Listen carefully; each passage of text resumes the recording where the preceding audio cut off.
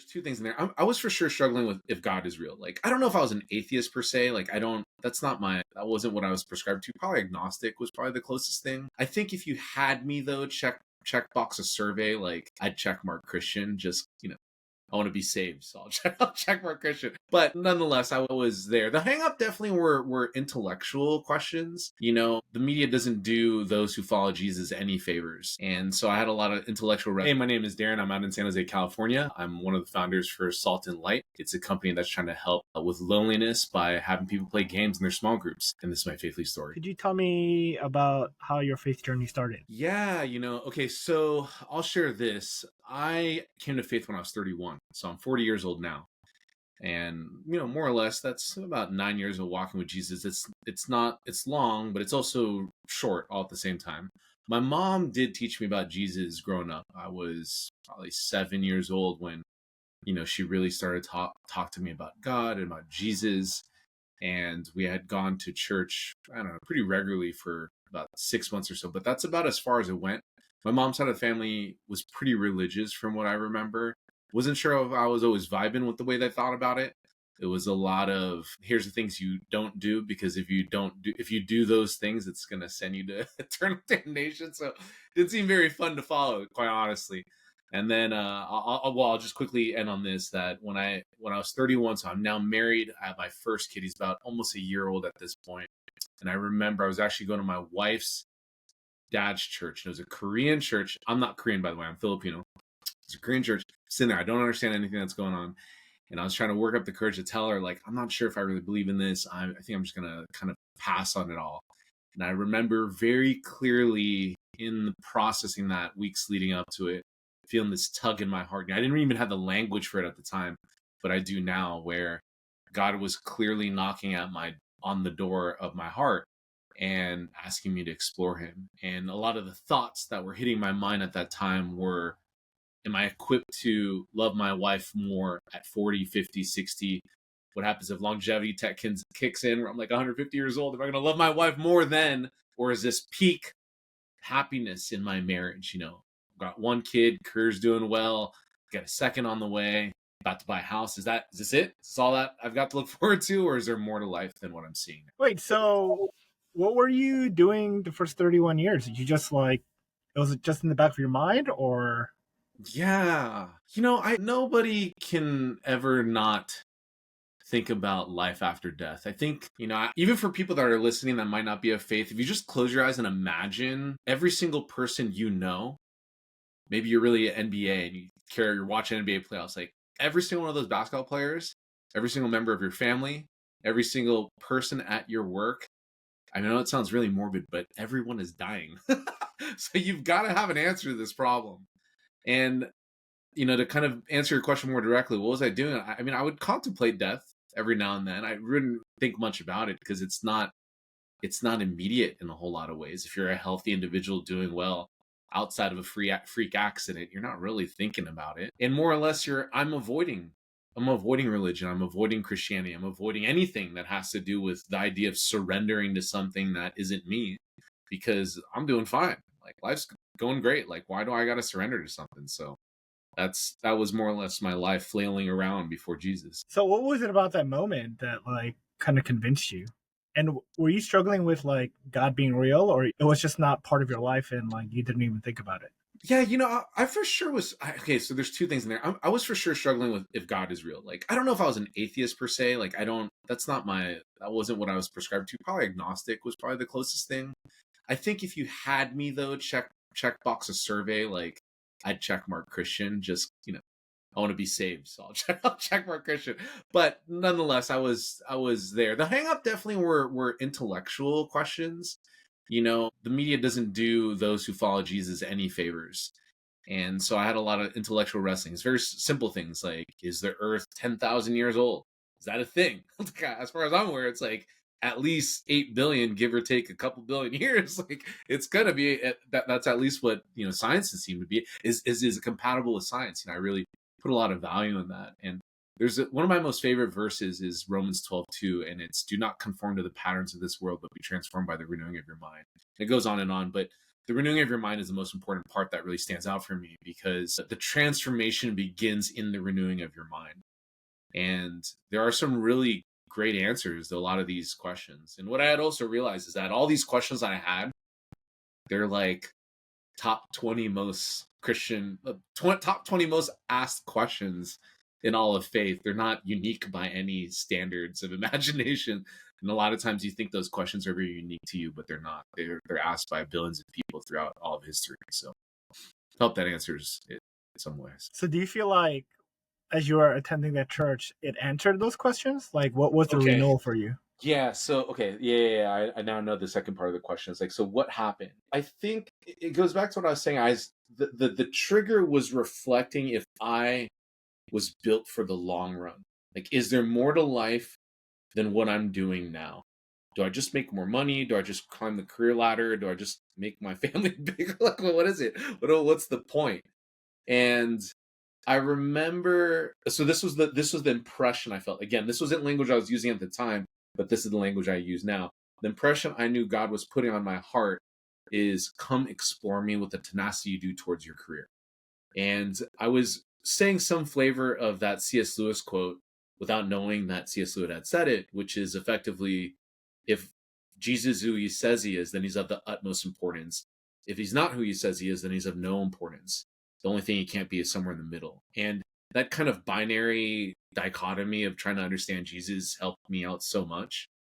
And I just went hard. In fact, I actually didn't explore Christianity first. I spent a lot of time reading Eastern religions because I thought there was like a bit more attractive to feel like, okay, I can get into meditation.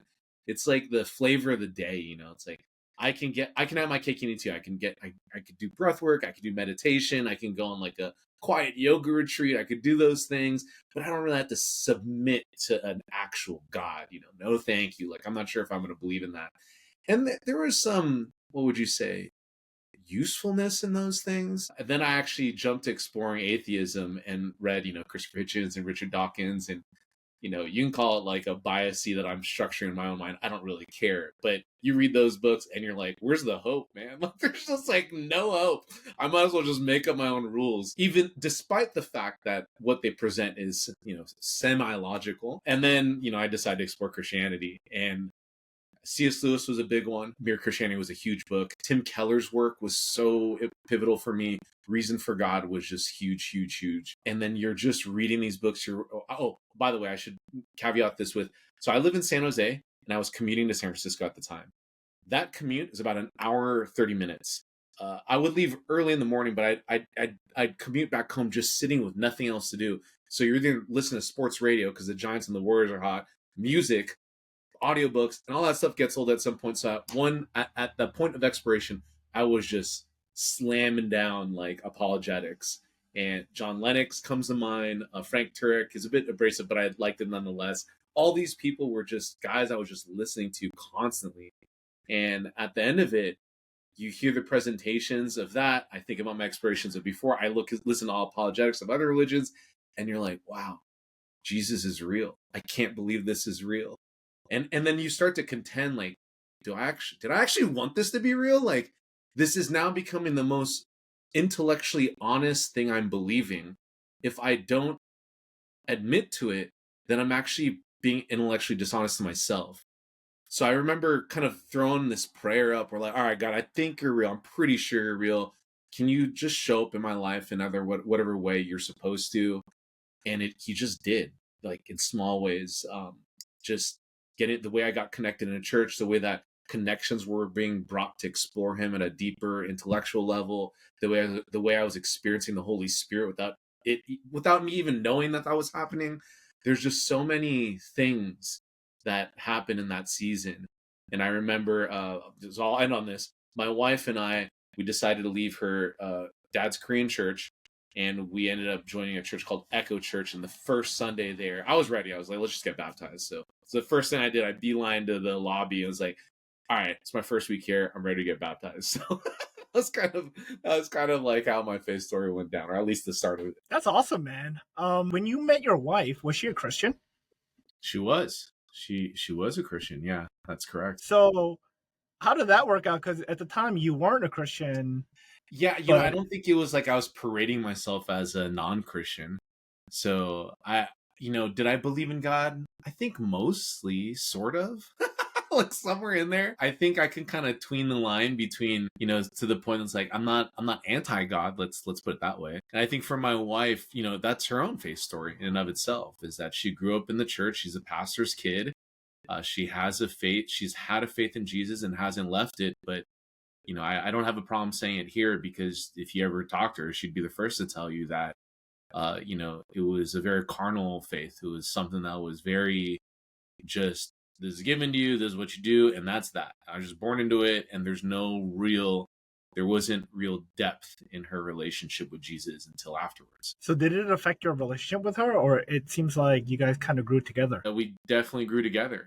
Did it affect our relationship? No, it didn't, because it just wasn't a big. It was a part of her life, but it was something that she was more so born into.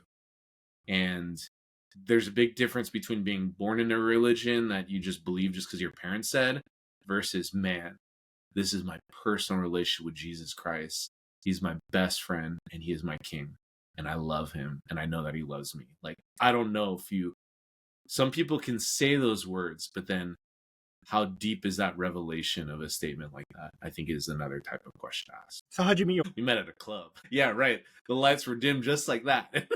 We met at a club. Yeah, that's where we met. No, I mean, like, she's a stranger. You're friends. Like, what was that Yeah, moment? man. She's a stranger. She was friends. I'm like, hey, you're cute. Can I get your number? And that was it. And so I can share with, this is funny because in our product, Salt and Light, we do these things where we leave like riffs for questions that people have. And in our marriage group, one of the questions is, where did you meet what was your first date with your spouse? So our first date was at Yogurtland, and it was all right. It was chill. And I had just moved into a new apartment in the peninsula in Belmont, and I had to buy stuff like, shower curtain thingy and, towels or whatever. And I had asked her, hey, do you want to go to Target with me? Just on a whim. Like, the date was over for me. I don't know if I'd ever called back. I don't know if she liked me, whatever. So invited her to Target, and it was almost like I got to see a glimpse of what this relationship could be, because she was so thoughtful and mindful of me and very kind. And I'm a sucker for very kind people. So I was like, wow, she's like really, really cool. And I ended up calling her again, and the rest is history. 3 kids later, 11 years of marriage.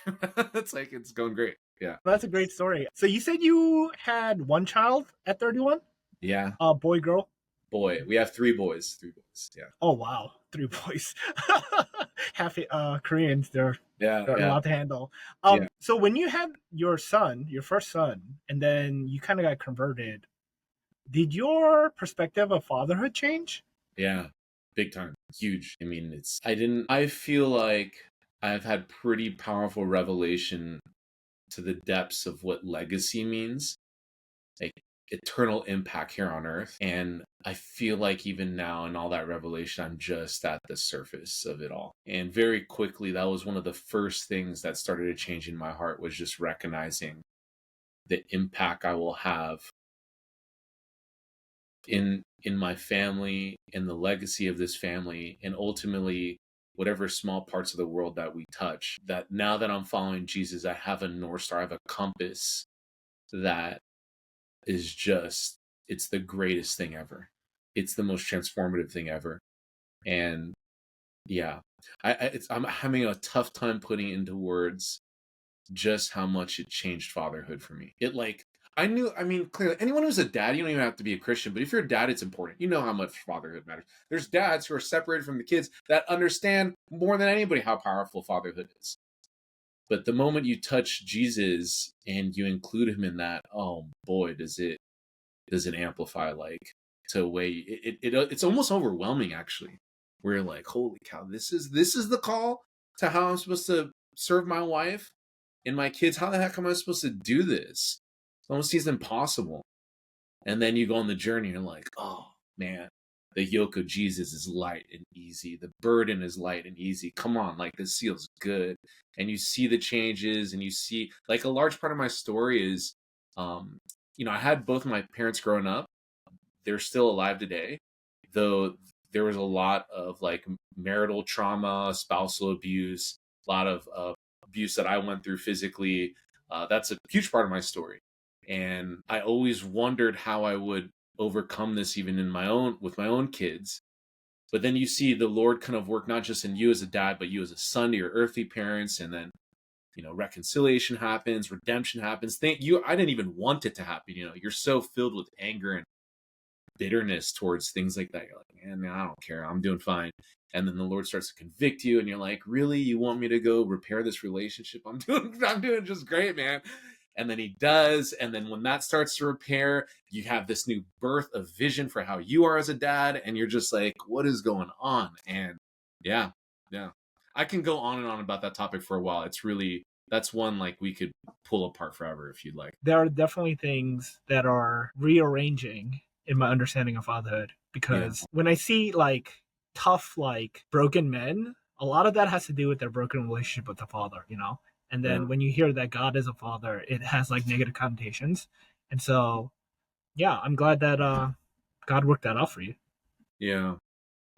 Yeah, it's crazy how much our earthly relationship with our parents impacts our view of the God the creator. Within the Trinity, it was very easy for me to understand, I should say very easy, but the two that I understood much more quickly at a way that really started to transform my life were the sovereignty and human and godliness of Jesus Christ. And then in addition was the just mysteries and the supernatural power of his spirit, of the Holy Spirit. But God the Father was always hard to get for me. Always. It still is, actually. I mean, like, God, this is the fun part. What I'll share there is like, I feel like one message that isn't really broadcasted much for those that are spiritually curious and searching is that, dude, like, following Jesus is super fun. Like, it's so fun. It's the most joyful, fun thing, purposeful, meaningful, throw in the big adjectives away, like all it's just awesome. It's hard as heck, but like, oh man, it's so fun. And I think in the journey he's had me on really over the last 5 years with not just reconciling my relationship with my dad, but redeeming it. There's, I've been, it's renewed, it's given fresh fire, fresh wind to my view of the Father. And it's different now. Like I'm learning now how to like receive. It's always been hard to do that. Like, how do I receive? What does that mean? And then now it's like, oh, you touch it, you taste it. You're like, yeah, let's just sit in this. I don't have to do anything. I don't want to perform. I don't want to get stuff done. This isn't laziness. This is just me wanting to be in the presence of the Father. And I think about that with my own kids. Like sometimes they just want to sit with me on the couch and do nothing. And like, man, that's so cool. Like they just sit there, they cuddle, they turn on the TV, and that's it. That's all we're doing. Nothing. It feels so nice. So I'd imagine that God the Father desires that from us. Like he just wants us in our childlike faith to enter his presence and just be with him. Yeah, presence and stillness is undervalued because we're so geared to do things and produce in this world, but like you need that stillness first so that like you have a purpose in all you're doing. So yeah, I love that. So then how did you start getting involved with Salt and Light? Yeah, so before Salt and Light, I was actually on staff at a local church called Echo here in San Jose, California. And we were in the COVID season. God, here's one area that I know God really gives me vision for, whether I like it or not. And that is just to think very innovatively. And it almost isn't even it's not like my intellectual brain power doing it. It's almost like circumstance or people he introduces me to that gives me that vision. So as an example, one of my good friends, Karen, she sat with me in the office in December of 2020. And I remember I asked her, so what's this like COVID thing, coronavirus thing in China? Is it real? And she's like, oh yeah, it's real. I'm like, what do you mean it's real? And she's like, yeah, they're like shutting it down. And I'm like, what's shutting down? She's like, everything. And I'm like, pressing her for her. I'm like, what do you mean everything? She's like, yeah, the entire country's shutting down. I'm like, everything's closed. She's like, yeah. And, if you kind of understand world politics at any level, China loves doing its thing and they're making great money. It's on the up and up. The last thing they want to do is shut down anything. So, like, when I heard that, I'm like, oh my gosh, this is a big deal. Is it like how, like, transmutable is it? Like, what's going to happen? Are we going to get it? And I almost, like, panicked about COVID in December. Like, God gave me an opportunity to freak out. Like, everyone that was freaking out in February and March, I had done that in December. So come February, I was like ready, locked and loaded. I was like, and again, it's not a lot of like, I was talking to another friend, I'm like, hey, what do you think is going to happen? And he's like, dude, like all the healthcare workers are going to have to go work. They're not going to have anyone take care of their kids. They're going to be working like 80 hours a week. They're going to get slammed. I'm like, dude, we got to go serve the healthcare workers. They're not going to have, like, what about like protection or like equipment? Like, are they going to have it? So all these thoughts, again, it was like this transaction of things that had occurred. And I just happened to catch the wave like a month or two before everyone else was on it. And this is almost like a pattern in my life for a lot of things. So kind of going back to your original question on Salt and Light. Yeah, I take no credit for it. I'm not that smart. It just happens to be people. Wait, 1 second. Yeah. What were you doing for the church? So I came on board I want to say 17 or 18. I can't remember exactly, as at 2018 innovation director, technology guy. I was like the technology guy at Echo Church. Loved it. It was a great role. And then about 2 years into that, so now they had asked me if I wanted to be the pastor of the camp at one of the campuses. So I said, what's a innovation technology person like at a church? It's like, how do you think about the use of technology with ministry, with the local church, with the kingdom? How do we leverage technology? How do we leverage data? How do we think about it? Like, give us the appropriate lens to be leaders in a renewal of technology, as opposed to just being the followers and adopters of technology. So Can you give me an example? Yeah. So all right. Here's I'll give two. So prior to Echo, I was a product manager on games. As a product manager, you spend a lot of time using the scientific method to prove and disprove features you build on a tech product. And you prove and disprove it by analyzing data. You look at the quant data, you call customers and hear the quality data around it, and you realize, okay, here's why it's working, here's why it's not. Now, I'm kind of giving the shortened version of that, but there's depth to those types of analyses. It's why, in a lot of ways, I feel like we should be all educated on how to read like research abstracts and like understand like what people are doing with that. I mean, not that I understand the whole time, but I know it enough that I can make myself a little sharp and dangerous in some areas. It's bringing that kind of framework. It's like, okay, hey, you want to make a change to your connection card, and you just want to like blanket this change. Well, you got 4,000 people going to your church every weekend. You have no idea if the change you're going to make is actually any good. So why don't you A/B test it? What do you mean A/B test it? It's like, put half of the old cards in and put half of the new cards in and see, and let's run this experiment for 6 weeks and just see what happens and see who submits more cards or whatever. It's like, no, we already ordered all the cards. It's like, well, don't do that. Like, we don't need to do that. Like, don't you want, like, what if you put a change that actually makes the existing connection card worse? Like, what happens then? Like, so even that type of thinking, they're not thinking that way. And that's okay. Like, they're not trained to do that. Like, I really sympathize for pastoral and ministry staff. Like, how did I get trained to do that? It's like, you hang out with a bunch of MBAs that teach you how to do it. It's like, okay, so they're not doing that. I happen to just be in the environment that was doing it. So, okay. That was one thing that I was trying to push towards the church. And we did. They got much better at it. And then the second was literally just building our own technology. So, hey, how about we build our own group app? How about we build our own like church app and not just use a white labeled app? And here's why: because I want to track the actual metrics of how people are using. I want to know how our congregation, our members, we didn't have members, but I want to know how our people are using it. And we ultimately built technology through the innovation department that we were running. A lot of churches had this. It was like a two-way platform where it's like, hey, I need help. You want to help me. We connect on this platform, and we serve one another. So we were doing flavors of that for sure. Does that help? Does that answer the question?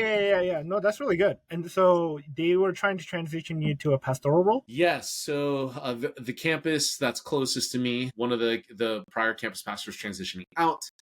They were looking for somebody else, so they asked me to do it. And just like when they asked me to join full-time ministry, I was like, no, I'm good. Like, no thanks, dude. Like, to be honest, like, it doesn't sound particularly fun to work for a church. However, now that I've been part of it, now that I've actually worked for a church, man, I feel like I really recommend this. Everybody listen. This is my one plea on this. I don't know, on this podcast. Work for your local church. for like 6 months, a year, 2 years. Consider it boot camp of understanding how the ecclesia thrives, about the importance of the local expression. It's changed me a lot. It's empowered me to guilt-free pursue this missional venture without feeling I still have to do all these things with my local church. Like, there's a lot of awesomeness out of local church, and I'm a huge, huge, huge supporter of it. And that when you get embedded in it, living in it, you realize its power. It's one of the greatest accelerants of the kingdom, actually, in my personal opinion. So it's not an innovation lab, it's not a tech department, it's not a parachurch thing. It is a space to serve the local expression and the local body of believers together. And that is very, very, very important. So what were you doing? As a pastor? Well, the funny part is I became pastor during COVID. So like I think I joined as a pastor in January of 2020 as I was freaking out about COVID. And then we all locked down in like February or March. I don't remember exactly. I think it was February, mid-February. And so what did I do? I mean, effectively nothing. We built the Echo Compassion site, spent a lot of time doing care calls. Actually, this all bridge back into why we started Salt and Light. So the genesis of it, I do remember doing care calls to people at the campus. Hey, how you doing? How's the family? We're like two weeks into lockdown or one weekend. Oh, it's great. I'm working from home, blah, blah, blah. How's this? How's that? Oh, it's great. And then I'd ask this question. I go, how are you in Jesus? And they'd go, oh, ever since the church closed. And I'm like, church closed? I'm like, whoa, what are you talking about? Like, we're closed down. And that did something to my soul where I'm like, wait, what does church mean? Like, maybe what's the theology on church? Like, what is the root word? Where'd this come from? What the heck's ecclesia? Like, and I just dove down the rabbit hole. I was like, I need to understand this stuff. Like, what the heck are people talking about? Because in my mind, out of my ignorance of kind of at that point, 5 years walking with Jesus, I don't really know what people are talking about. As far as I'm aware, church never closes. Like, it just doesn't close. So what are you talking about that it's closed? All that to say, Salt and Light came out of a spot where we had begun to recognize that we as a society became more distant, and the ability to dive deep into things is becoming lost. And what this translates to practically from like a diagnosis perspective is loneliness. And you can see it. Vivek Murthy, our U.S. Surgeon General, has effectively declared loneliness as the new mental health crisis. It's an epidemic. It's a big, big deal. So what does the local church do really well when it's beaming? It's small groups. It is community. It is conquering loneliness. So there's no organization on the planet better situated and positioned to deal with the pandemic of loneliness than the local church. The problem is that small groups is oftentimes confined to just the local church. So what Salt and Light is trying to do is we're trying to bring small groups to the masses, and we want to give opportunity for those small groups to play and have fun together. So in our prior beta tests, we had realized we can give them devotionals, we can put them on this cool journey. It feels good, looks good, plays nice. But if it's not fun, people aren't coming back. That's why I go back to my YouTube shorts, and I want to watch one and I'm 100 deep afterwards. And it's because it's fun. I'm getting that dopamine hit. Now, we don't want to do things as obtrusive as that, but it has to be fun. You have to be having a good time with the people that you're with. There needs to be intentionality and purpose around it. And hence why games is now a big part of what we're doing. We want small groups to be able to play games with one another, intentional games. So is Salt and Light specifically just for this specific app, or is it like a venture company that produces multiple? Venture kind. We're a for-profit business. We're a public benefit corp, so there's a heart that is behind what we're doing that is greater than profit. We have a line that we borrowed from one of our advisors, is that if you're a for-profit business, you should be for the profit of human flourishing. And we have that is like slowly but surely becoming an ethos and part of our DNA and culture, that we want not only to serve and honor our investors, potential investors well, allow us to be a company that is awesome on their portfolio, makes a bunch of money, that they can lift their heads high, but more importantly, that they're just proud about the work that's happening, and that they can share testimonies to their LPs and to their friends and family about, hey, we invested in that company and look at what they're doing. So yeah. Is this your only app, or are you guys working on other stuff? Yeah, this is our only app, and I don't think for now, I can imagine a world where we have a library of apps, but for now, this is the only app. There's no need for like multiple apps. What's the app called? Salt and Light. Oh, the app itself is called Salt and Light. That's correct. And then the company is Salt and Light Labs. Yeah. The company is the Salt and Light Company. Okay. So how did you come up with the name besides the obvious Bible verse? It was because of the obvious. It was because of the Bible verse. But the funny part is that, well, for stuff, people like us, Danny, it's pretty like apparent that it's a Bible verse. But for even kind of new Christians or a lot of people that are in a lot more, what would you say, secular environments, it's not that common. In fact, like one of the reasons why I like it, it sounds like a place it sounds like a nice place I could also buy furniture. Like a lot of people don't know, Yeah, I think that's ultimately what we anchored it in, that Bible verse of being salt in the world and light in the world. And a large part of it is, in that journey and over the last few years, I personally, my identity in Christ has only strengthened. And I think this is probably one of the biggest areas of growth for the totality of the body of Christ, is to recognize that your primary identity isn't the Tesla you drive or your work or your money. It's the fact that you are a co-heir with Christ in the heavenly realms. So don't ignore that. Grab that mantle. Do something about it. Like a lot of times we say the words, but we don't allow the Lord to breathe revelation into it. And I know I'm a child of God. I know I'm fearfully and wonderfully made. It's like, but like knowledge is like dangerous sometimes. It's like what we're after is like wisdom and revelation. And I feel like, so a little bit about the name, like group leaders have access to untapped networks that the local church can never touch. Friends in your life that will never go to church, but your friend, you can invite him to a men's group. You might tell him, hey, it's within the Christian context, but man, I think you're going to love it. And he might actually go to one or two of them. And guess what? The moment he interacts with your group, that's it, man. He's in the ecosystem of church. He's touched the body of Christ. And congratulations, he's in it. And what does that do? It calls everyone who's a small group leader to grab a hold of that mantle of being a co-heir with Christ in the heavenly realms. You're a minister. You don't have to wait for your local church pastor to pastor them. Go pastor your friends yourself, man. Like, so that's a large part of there's a large part of the vision of Salt and Light that I'm hoping is touched by that thought. That those who follow Jesus can use it to just love on their friends and invite them into an environment digitally that they might not ever go physically. Where can people download the app? The website's saltandlight.community. That's probably the best place to get it. You can get it on iOS and Android. So start a group, invite your friends. I have multiple groups from church. I have my family. My family's using it. My mom's so cute. She uses it like a voicemail machine for me. It's really, really funny. So yeah, I highly recommend people giving it a shot and seeing what it's like. Yeah, we'll put it in the show notes or in the description. So how does the app work? It's like is it like because when you say game, I'm thinking like an RPG game. Am I allowed to screen share on this thing? Oh yeah, go ahead. All right, let's just do go. You want. Let's just do it. Yeah, let's do a demo. Give me a second here. Let me load this thing up. So, because when I talk to Amar, like I do love the fact that you're gamifying small groups just so that like you make the interactions more fun. But in my mind, it's like, what's the value prop, right? Of growing, but also like, are there team challenges? Is one-on-one? Yeah. Imagine you play a game where, imagine you're hosting a group and it's a men's group. Whatever. And imagine you're kind of in a module or a course or a book that's really unpacking like the depths of trauma or sin. Well, it's kind of hard to ask a question of, hey, what's one sin you struggle with over text? Like, it's not easy to do that. There's probably a list of like warm-up questions as well to kind of lead someone to that. A lot of times out of ignorance, I don't even really know how to answer that question sometimes. But if I'm led to that spot, then I could probably give a much more like respectable answer for people. So imagine you're playing a game where, you nominate people to sit in a seat, and you have a deck of cards of questions that you could throw their way.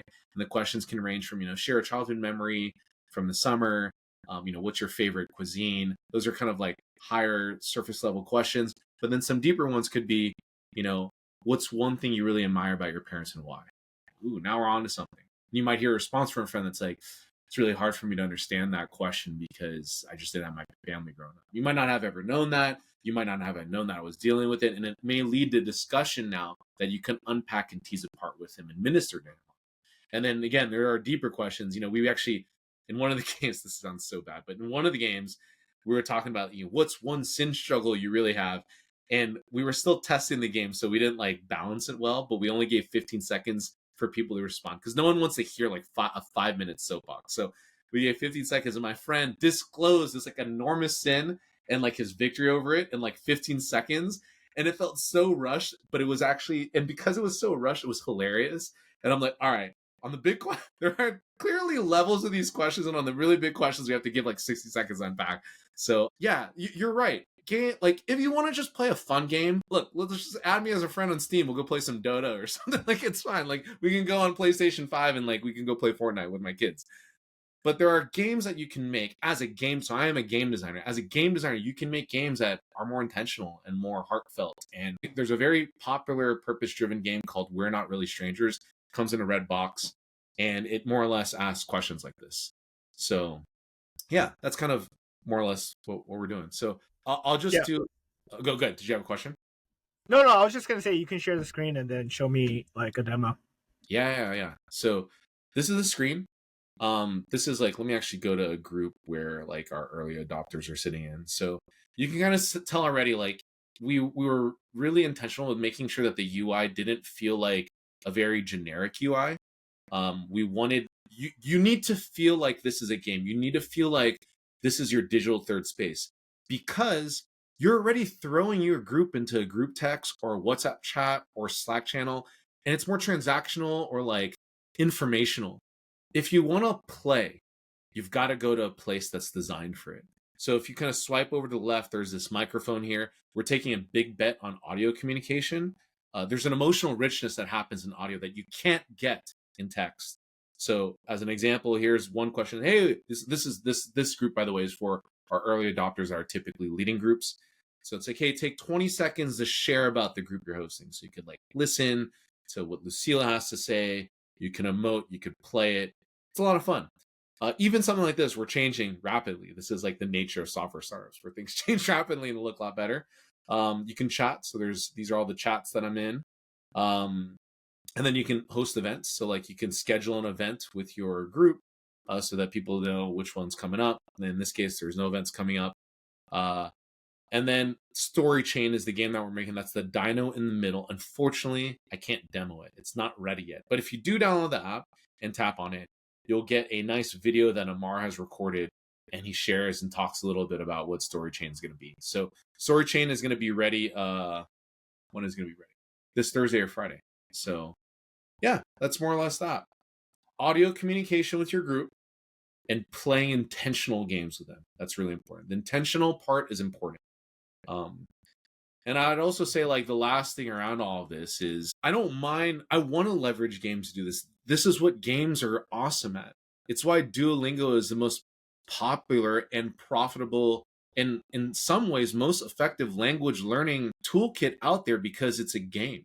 There's no mistaking it. You download Duolingo, you want to go learn Spanish or Korean or whatever, you're playing a game, not just doing homework. It feels and plays like a game. And games bridge theory and practice. They're more engaging. There's so many wins that games are at. So I'll just say this. So I was like a faith founder.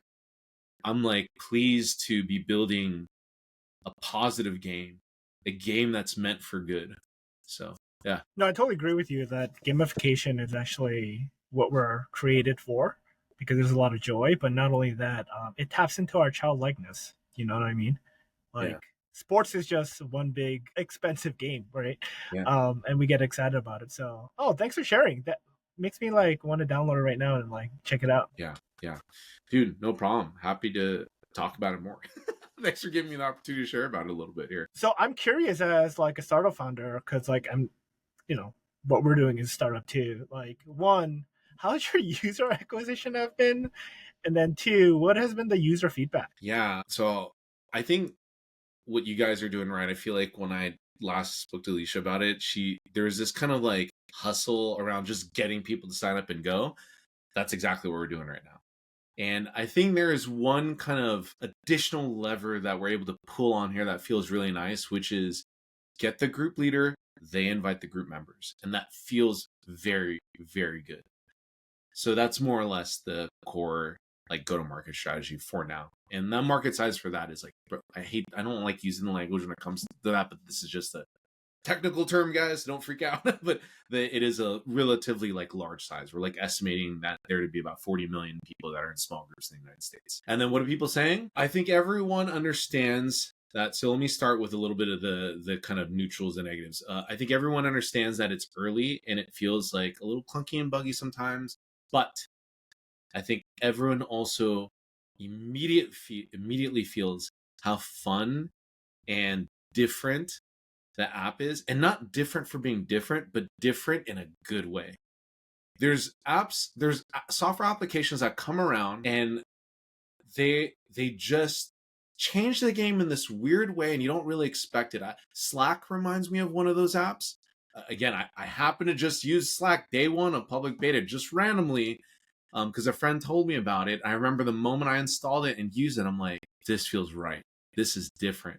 And it's like, was it really that different? It's just chat. Like this is what all the pundits were saying. It's just chat.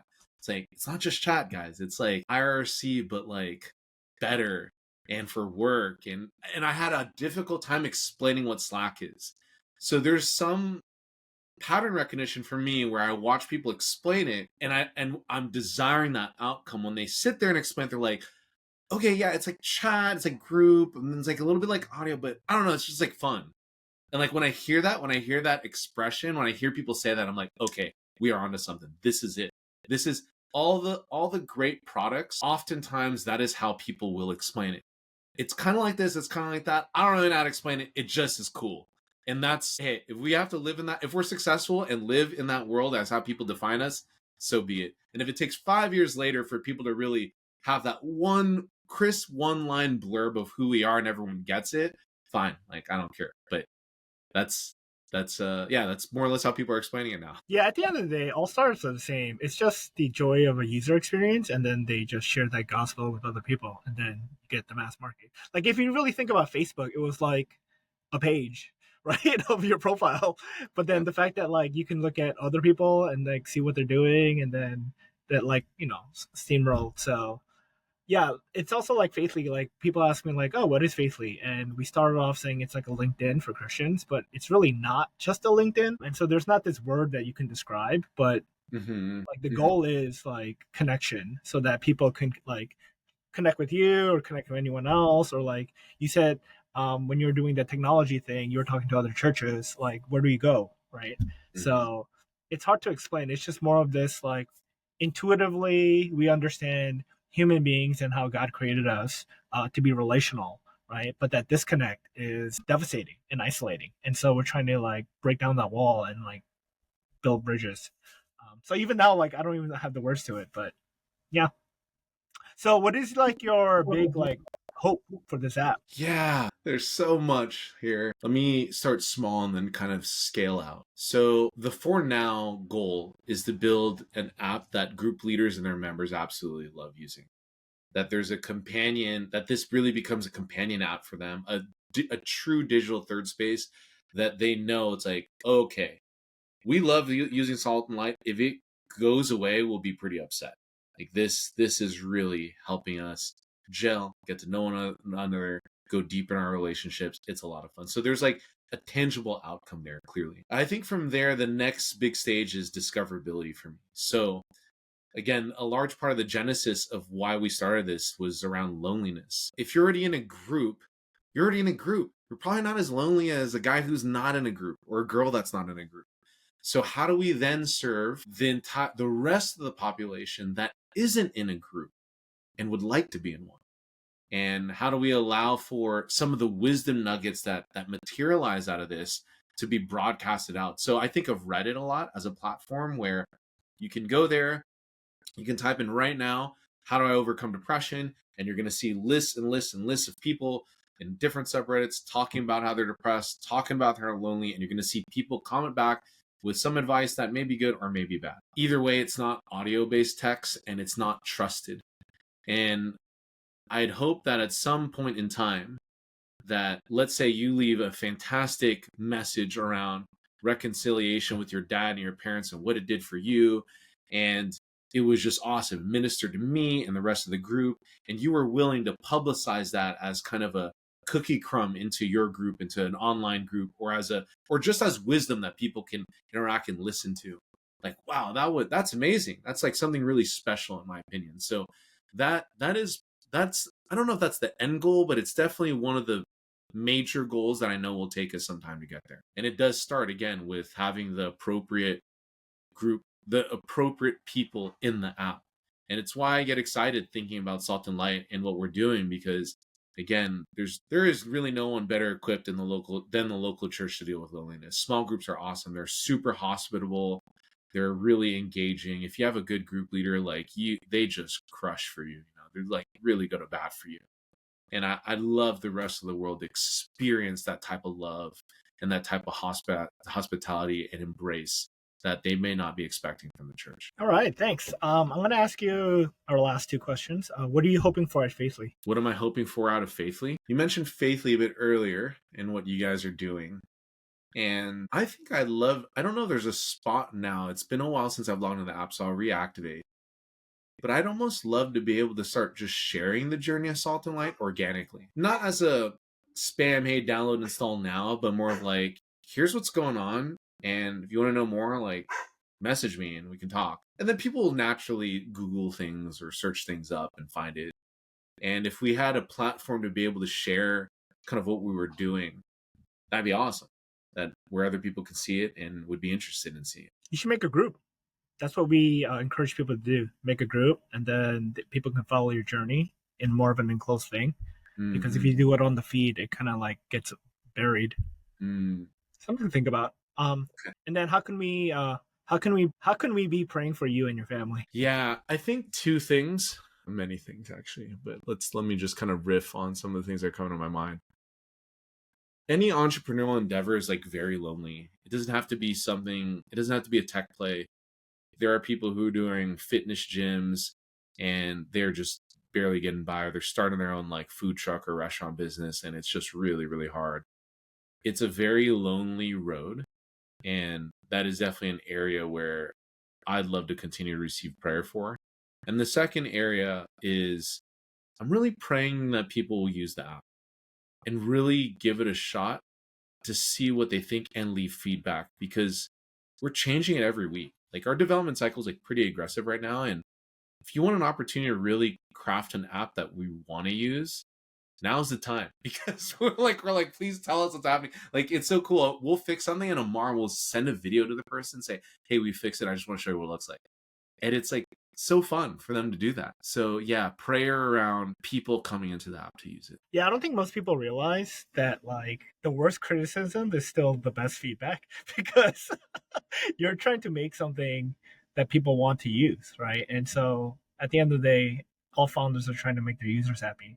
Like, you have no idea. I'm like craving feedback, but people, I don't know. I think they just try to be nice, but I'm like, no, don't be nice. Be completely blunt and honest. I can take it. I mean, I think the large part is like, it feels like it enters a vortex of nothing. So that's what we're trying to dispel, is like, it's not a vortex of nothing. Like, we have, I don't know, at the time of this call, about 270 people signed up, and we've sent almost everyone a welcome video. And we're trying to like put our face out there and like let them know like we're real people that actually want to serve you. And yeah, so, but I'm with you. It's why I don't leave feedback. It's because you just have this kind of, it just goes in a black hole. So hopefully we can just begin to dispel that. Yeah, I think because of Faithly, I've been trying to leave more feedback for all like the apps and software I use. And then I know when they don't reply, okay, I'm going to look for a competitor because I want to be cared for as a user. Anyway, man, thanks for coming on. This was fun. Yeah, no, thank you. Thanks for the opportunity. I've been seeking more opportunity to just share my story and talk about Salt and Light when given the opportunity, even just for a brief moment. So thank you. I really do appreciate it. All right. That's it for the podcast, guys. But